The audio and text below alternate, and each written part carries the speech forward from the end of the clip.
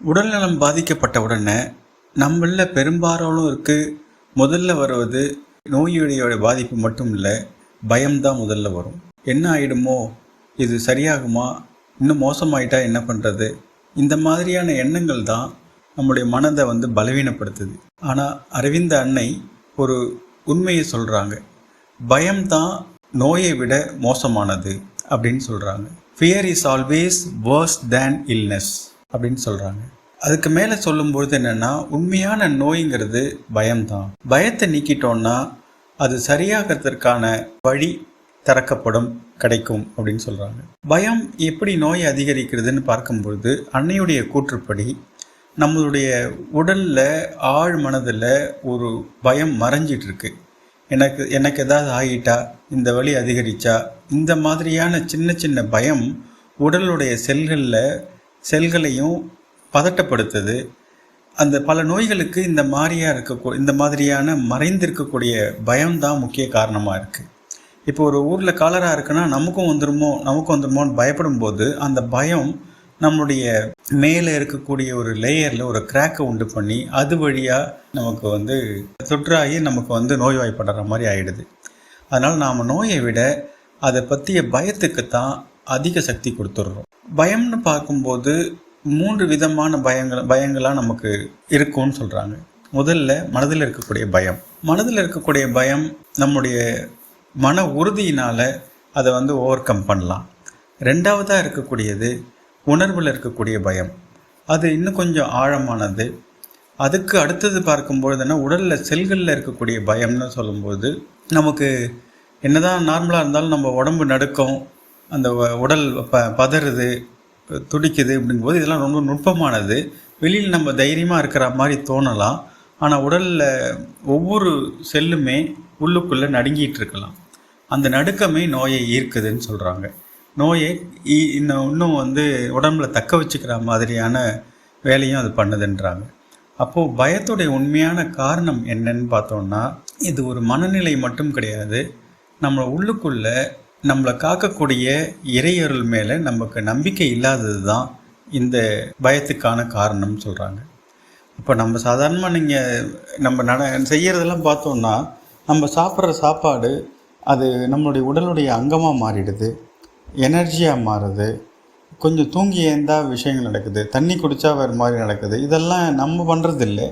அதுக்கு பின்னாடி இயக்கிட்டு இருக்கக்கூடிய இயற்கைன்னு சொல்லலாம், இறையருள் சொல்லலாம். அதை இந்த உடலையும் இந்த அனாட்டமியெல்லாம் இப்போ நுட்பமாக பார்த்தீங்கன்னா அது உங்களுக்கு அதிசயமாக தெரியும். இதெல்லாம் சீராக இயங்குவதற்கு இறையருள் காரணமாக இருக்குங்கும்போது, அந்த படைத்த இறையருளுக்கு மேலே நம்ம நம்பிக்கை இல்லாதோடைய அறிகுறி தான் இந்த பயங்கிறது. அப்போ இந்த உடல் டிவைன் கிரேஸில் இறையருள் மேலே நம்பிக்கை கொள்ளட்டும், அப்போ தான் எல்லா பயமும் மறைஞ்சிடும் அப்படின்றத அன்னை சொல்கிறாங்க.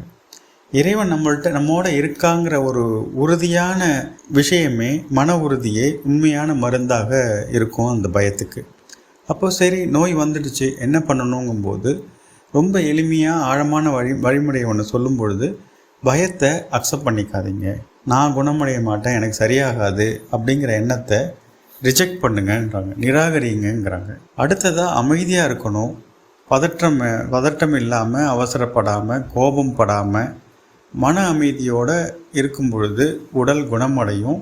அந்த செயலுக்கு, அந்த குணமடையக்கூடிய அந்த ப்ராசஸுக்கு ஒரு உதவியாக நம்ம இருக்கக்கூடியது இருக்கும். அடுத்ததாக இருக்கும் பொழுது மனதை அமைதிப்படுத்த முடியலன்னா அன்னையை அழைக்கலாம், இல்லை அமைதியை அழைக்கலாம். பீஸ்ன்னு ரிதமிக்காக சொல்லும் பொழுதும் நம்ம உடலில் அந்த அமைதி இறங்குவதை நம்மளால் உணர முடியும். அன்னை அரவிந்தருடைய ஒளி, சக்தி, அமைதி இதெல்லாம் நம்ம உடம்பில் இறங்குவதை நம்மளால் உணர முடியும்.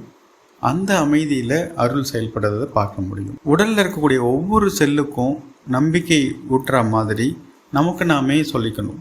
நான் சேஃபாக இருக்கேன், என்னோட டிவைன் கிரேஸ் இருக்குது, நான் சரியாகிட்டே வரேங்கிற மாதிரி நம்ம ஒரு நினைவாக, ஒரு அழுத்தமான எண்ணங்களாக நம்ம ஒரு அதிர்வாக நம்ம உடல் செல்களுக்கு நாமே ஏற்றுக்கிற மாதிரி சொல்லணும். அதுக்கு அடுத்ததாக பார்க்கும்போது நோயை பற்றியே சிந்திச்சிருக்காம நல்ல நூல்களை படிக்கிறது, தியானம் பண்ணுறது, ஜபம் பண்ணுறது, இல்லை ஒரு மியூசிக் கேட்குறது, இல்லை மனதை வந்து ஒரு உயர்ந்த நிலையில் வச்சிருக்கிற மாதிரியான ஒரு செயல்களில் ஈடுபடுறது நல்லது. மற்றவங்க சொல்லும்போது இந்த நோய் இது ரொம்ப ஆபத்தான நோய், இது சரியாகாதே, இது எல்லாருக்கும் பரவுது, இப்படிலாம் நெகட்டிவாக பேசுகிறவங்களுடைய பேச்சுக்களை நம்ம மனதில் வச்சுக்கக்கூடாது. குணமாகணும் அப்படின்னா அன்னை தெளிவாக சொல்கிறது என்னென்னா, ரெண்டு விஷயந்தான். ஒன்று, பயப்படவே கூடாது. ரெண்டாவது, நம்ம நம்பிக்கையை அதிகப்படுத்தணும். பயம் குறையிற அளவுக்கு நம்பிக்கை வளரும், நம்பிக்கை வளர்கிற அளவுக்கு பயம் மறையும். இது ரெண்டுமே ரெசிப்ரோக்கல் மாதிரி இருக்கும். அதனால் அன்னை நமக்கு திரும்ப திரும்ப சொல்லக்கூடிய விஷயம் என்னன்னு பார்த்தா, நோய் வந்தாலும் நம்ம வந்து நம்மளுடைய மன அமைதியை இழக்க வேண்டாம், பயத்தை வளர்க்க வேண்டாம், இறையொருள் மேலே நம்பிக்கை வைக்கணும்.